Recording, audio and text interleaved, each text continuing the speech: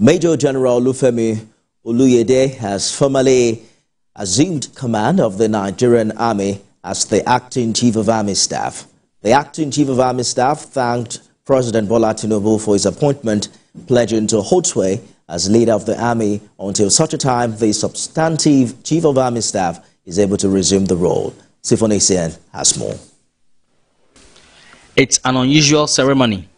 The Chief of Defense Staff says it is necessitated by the absence of the substantive Chief of Army Staff, Lieutenant General Taoreed Lagbaja, who is medically indisposed. In the interim, based on the powers conferred on the President, Commander-in-Chief of the Armed Forces, he has decided and directed and appointed an acting Chief of Army Staff with the full powers and responsibilities of the Chief of Army Staff until the President decides otherwise.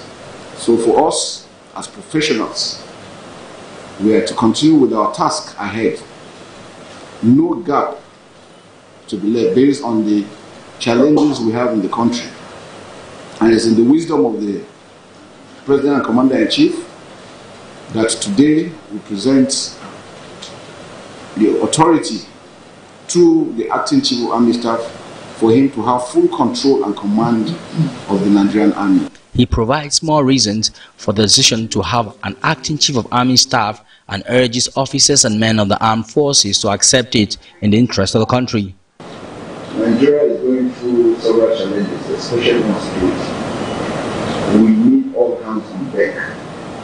This is one main reason where the President Commander-in-Chief decided to appoint the Acting Chief of Army Staff so that there will be continuity to avoid any gap. We cannot afford